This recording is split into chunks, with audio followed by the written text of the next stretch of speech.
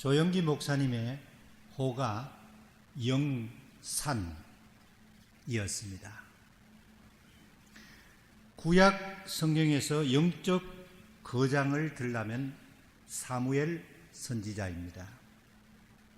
그리고 신약에서 영적 거장이 있다면 바울입니다. 사도 바울이 어떻게 영적으로 풍성한 삶을 살았을까? 바울에게 배우는 6가지 영적 훈련이 있습니다. 첫 번째가 솔리튜드,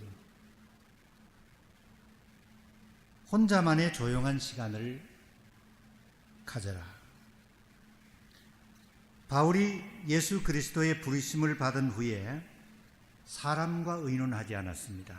곧바로 아라비아로 갔습니다. 아무도 없는 조용한 사막에서 하나님과 만났습니다. 우리들도 바쁜 미국 생활이지만 하나님을 만나는 조용한 시간이 필요합니다. 두 번째, 바울은 기도의 시간을 많이 보냈습니다. 프레어 좀 나왔습니다. 어쩌습니다. 바울이 이렇게 감사한 적이 있습니다. 하나님, 내가 다른 누구보다도 방언을 많이 말하게 해주셔서 감사합니다. 방언 언제 주로 합니까? 기도할 때, 오래 기도할 때 방언으로 기도하다. 그 말은 바울이 얼마나 기도를 많이 했던가를 보여주는 말씀입니다. 우리들도 기도의 시간을 사용했으면 좋겠습니다. 우리가 기도에 쓴 시간만큼 우리가 주님을 닮아갈 수가 있기 때문입니다. 세 번째, 복음 전하는 수고를 하라는 말씀입니다. 로마서 15장 20절에 보면 나는 그리스도의 이름이 알려지지 않는 곳에 가서 복음 전하기를 힘썼다. 우리가 수고해야 할 일들이 많이 있지만 특별히 복음 전하는 일에 복음 전하는 수고를 하는 교회, 또 우리 페리세드 교회 성도들이 되었으면 합니다. 네 번째, 우리는 주님의 일을 맡은 청지기들입니다. 교회 모든 직분은 이분 목사라도 우리가 가진 직분은 주님을 섬기고 교회를 섬기고 주님이 맡겨주신 일을 감당하는 청지기입니다. 나는 청지기다, 일꾼이다, 머슴이다 하는 그런 마음으로 주님을 바울은 섬겼습니다. 우리들도 그렇게 섬기기를 원합니다. 다섯 번째, 하나님의 말씀을 부지런히 배워라. 우리가 일을 마치고 집에 와서 신문을 보고 밥을 먹고 뉴스를 보고 드라마 볼 시간은 있습니다. 그런데 성경 읽을 시간은 좀처럼 나지 않아요. 시간을 정해야 합니다. 그냥 시간 나면 읽지, 그러면 성경 한 절도 못 읽고 하루가 지나갑니다. 아침이면 아침, 점심 때면 점심, 저녁이면 저녁, 시간을 정하시고. 오늘은 이번 달에는 잠언서를 하루에 한 장씩 읽겠다. 다음 달에는 시편을 하루에 한 장씩 읽겠다. 아니면 하루에 구약 성경 한 장, 신약 성경 한 장을 읽겠다. 성경 읽기 표를 따라서 읽겠다. 우리가 시간을 정하지 않으면요, 일주일에 한 번도 성경 읽을 시간이 없습니다. 우리가 하나님의 말씀을 읽고 하나님의 말씀을 배울 때 나를 향하신 하나님의 뜻이 무엇인가 발견할 수 있습니다. 바울은 부지런히 하나님의 말씀을 상고해서 하나님의 길을 찾아갔습니다. 우리들도 부지런히 하나님의 말씀을 배워서 하나님의 길을 찾아가기를 원합니다. 마지막 6번째, 영적 친구를 사귀라는 말씀입니다. 바울에게는 끊을 수 없는 두 사람의 친구가 있었습니다. 디모데와 디도였습니다. 물론 후배이기도 하지만 영적 친구였습니다. 디모데후서 2장에서 그는 이렇게 말합니다. 사랑하는 아들 디모데에게 편지한다. 2장 4절에 보면 나는 그대 보기를 원한다. 그대를 만나 봄으로 나는 기쁨이 충만해지고 싶다. 바울은 디모데를 만날 때 그의 마음에 디모데를 통해서 소식을 들을 때 그의 기쁨이 생겼습니다. 여러분에게 디모데 같은 친구가 있습니까? 디도 같은 친구가 있습니까? 이런 친구를 만나면 기쁨이 생기고, 이런 영적인 친구를 만날 때 우리에게 믿음이 생기고 용기가 생기고 소망이 생깁니다. 나는 세상 친구는 많은데 영적 친구가 없네요. 그런 분 계십니까? 늦지 않습니다. 오늘부터라도 디모데 같은, 디도 같은 정말 하나님의 말씀을 나누고 내 믿음의 고민을 함께 나눌 수 있는 영적 친구를 사귀시기 바랍니다. 디모데전서 4장 8절에 이렇게 말씀하십니다. 육체의 연습은 약간의 유익이 있지만 경건은 범사에 유익하니 금생과 내생에 생명을 약속해 줍니다. 우리가 매일 조금씩이지만 하나님과 조용한 시간을 가지고 하나님의 말씀을 읽고 영적인 친구와 사귀고 작은 일들을 계속해 나가면 여러분들에게 놀라운 영적인 행복이 찾아올 줄로 믿습니다. 마가복음 11장은 예수님께서 마지막으로 예루살렘에 올라가신 사건입니다. 그런데 예수님이 마지막 예루살렘 올라가시면서 이상한 행동을 하셨습니다. 그건 말이 아니라 조그만 나귀 새끼를 타시고 예루살렘에 올라가신 것입니다. 왜 예수님께서 그런 행동을 하셨을까? 예수님이 나귀를 타신 것은 상징적인 행동이셨습니다. 예수님이 나귀를 타신 의미는 첫 번째, 승리의 입성이셨습니다.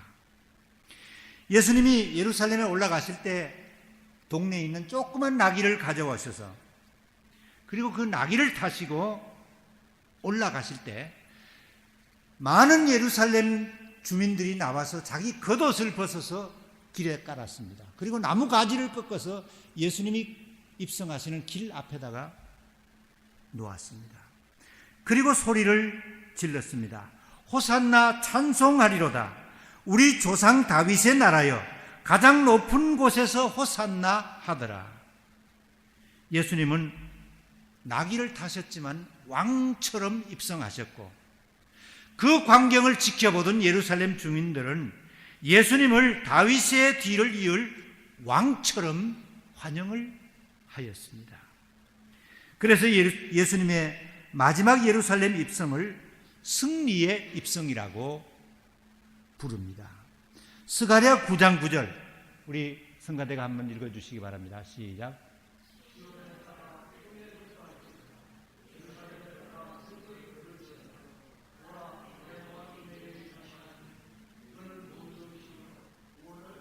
네, 됐습니다. 세번역 성경에 이렇게 되어 있습니다. 도성 시온아 크게 기뻐하여라. 예루살렘아 환성을 올려라. 너의 왕이 너에게로 오신다. 그는 공의로우신 왕이시고 구원을 베푸시는 왕이시다. 선지자 스가랴는 장차 오실 예수님이 공의로우신 왕이라고, 온 인류에게 구원을 베푸시는 왕이라고 예언하였습니다. 예수님이 나귀를 타시고 예루살렘을 마지막 올라가신 것은 바로 왕으로서, 구원을 베푸시는 왕, 공의로우신 왕으로서 입성하신 것입니다. 그렇습니다. 오늘 예수님을 나의 주인으로 영접하면 주님이 내 인생의 왕이 되십니다.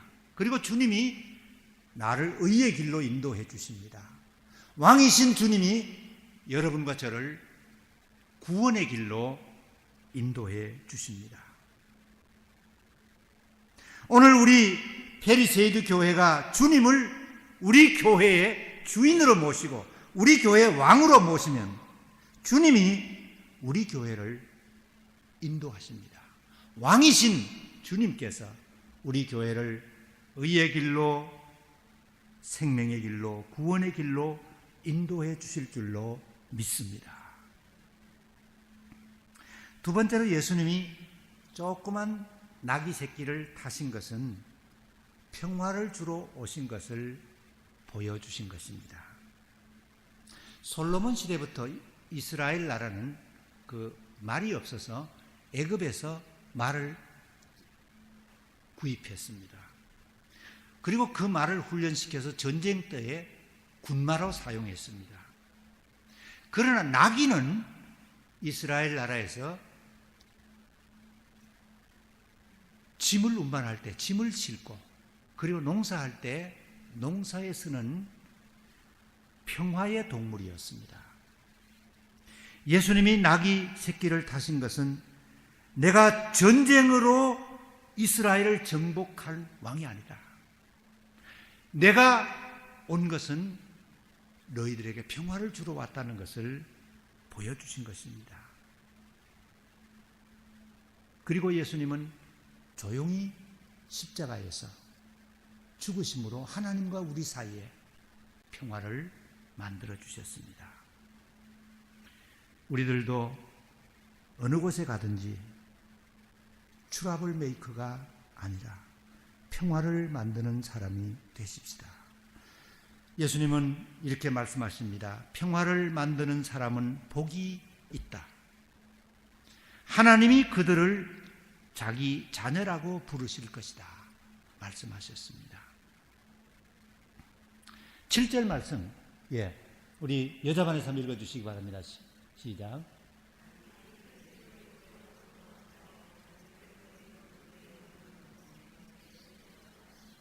제자들이 동네에 가서 나귀 새끼를 끌어와서 예수님께서 그 나귀 위에 타셨습니다. 구약시대에 하나님께 바칠 제물은 깨끗하고 순결한 짐승이었습니다. 예수님이 나귀 새끼를 타신 것은 예수님 자신이 바로 화목 제물이 되실 것을 보여주신 것입니다. 예수님은 십자가에서 화목 제물로 돌아가셨습니다. 예수님이 십자가에 죽으신 것 때문에 하나님과 원수되었던 우리가 화목하게 되고, 우리가 하나님을 아버지라 부르게 되고, 우리가 하나님의 자녀가 된 것입니다. 요한일서 4장 9절 말씀, 우리 남자반에서 읽어주시기 바랍니다. 시작.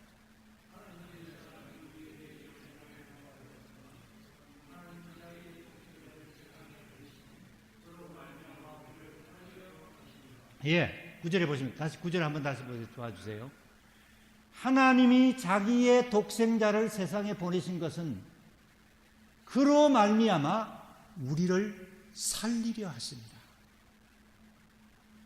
예수님이 십자가에 죽으심으로 우리를 살리려고 보내셨어요. 10절 여자반에서 읽어주시기 바랍니다. 시작.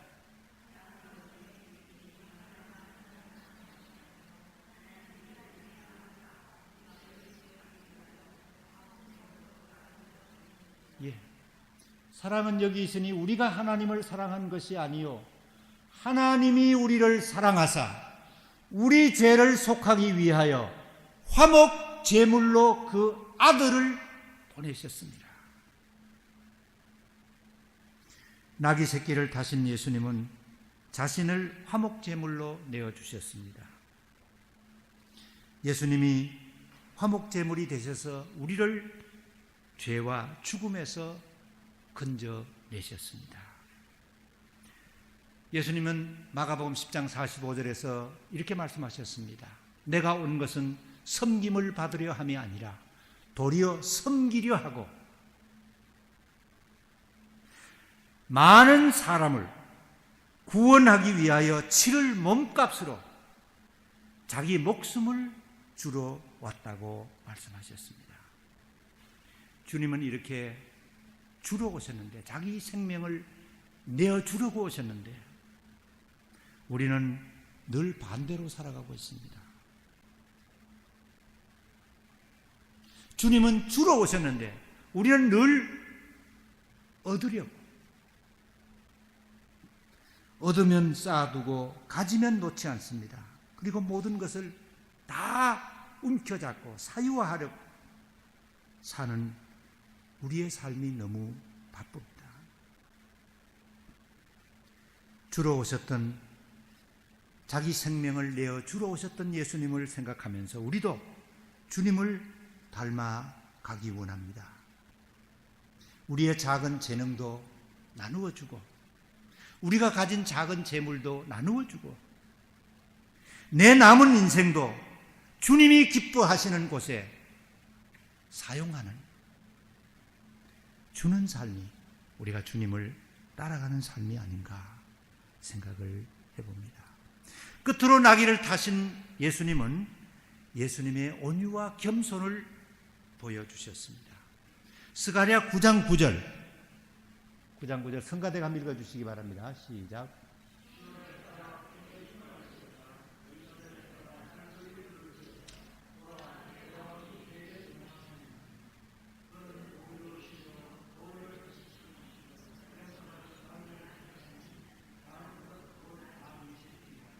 다른 성경에는 예수님은 공의로우시며 구원을 베푸시며 온유하시고 겸손하셔서 나귀를 탔으니 이렇게 기록했습니다. 스가랴는 예수님이 나귀를 타고 오실 것을 예언했습니다. 그래서 예수님이 예루살렘 입성 시에 나귀 새끼를 타신 것입니다. 선지자 스가랴의 예언이 그대로 이루어졌습니다. 하나님의 말씀은 1.1획도 틀리지 않습니다. 때가 되면 하나님의 말씀은 반드시 이루십니다. 그래서 우리는 하나님의 말씀을 붙들어야 합니다. 스가랴 선지자는 예수님이 온유하시다고 예언했고 예수님 자신도 예수님이 온유하시다고 말씀했습니다. 마태복음 11장 29절에 이렇게 예수님 말씀하셨습니다. 나는 마음이 온유하고 겸손하니 내 멍에를 메고 나에게 와서 배우라. 그리하면 너희는 마음의 쉼을 얻을 것이다. 예수님은 온유하셨습니다. 자신을 십자가에 못 박는 군인들, 예수를 십자가에 못 박으라고 소리치는 유대인들, 자기 동족들, 하나님 저들을 용서해 달라고 하나님께 기도했습니다. 아버지여 저희들을 용서해 주옵소서. 저희들은 자기가 하는 일을 알지 못하나이다. 우리도 예수님의 온유한 마음을 담기 원합니다. 예수님은 겸손하셨습니다. 예수님이 어느 정도 겸손하셨습니까? 빌립보서 2장 5절에서 8절에 이렇게 말씀하십니다. 너희 안에 이 마음을 품으라. 곧 그리스도 예수의 마음이니 그는 근본 하나님과 같으셨으나 하나님과 동등됨을 취할 것으로 여기지 아니하시고 오히려 자기를 비워서 종의 모습을 취하시고 사람과 같이 되셨습니다. 그는 자기를 낮추시고 죽기까지 복종하셨으니 곧 십자가에 죽기까지 하셨습니다. 예수님은 본래 하나님과 동등하신 분이셨습니다. 그런데 하늘에서 땅으로 내려오셨습니다. 예수님은 더 내려가실 수 없는 이 땅에 내려오셨습니다. 우리들은 조금만 낮아지면 부끄러워합니다. 예수님은 하늘에서 땅으로 내려오셨습니다. 우리들도 낮아지신 예수님의 겸손을 배우기를 원합니다. 하나님께 죽기까지 복종하셨던 예수님처럼 우리들도 순종하기 힘든 하나님의 말씀 순종해 보십시다. 이것이 우리가 배워야 할 예수님의 겸손입니다. 기도하시겠습니다.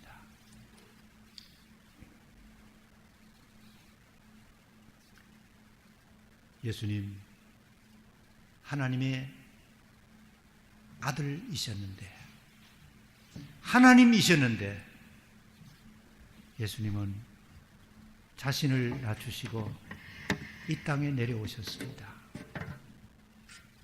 그리고 우리를 위해 화목제물이 되셨습니다. 이런 예수님을 우리가 보면서도 우리는 늘 낮아지는 것을 싫어하고 높아지는 것을 좋아했던 우리들이었습니다. 주님, 우리의 부족함을 용서하여 주시옵소서. 예수님처럼 하나님 아버지께 죽기까지 순종하셨던 그 예수님의 아름다움을, 그 예수님의 아름다운 마음을 우리도 닮아가게 하여 주옵소서. 우리 페리세이드 교회 성도들 모두 한 분 한 분들이 모두 작은 예수가 되어서 온유하고 겸손하신 예수님을 닮아 하나님의 나라를 이 땅에 세워가게 도와주시옵소서. 예수님 이름으로 기도드리옵나이다. 아멘.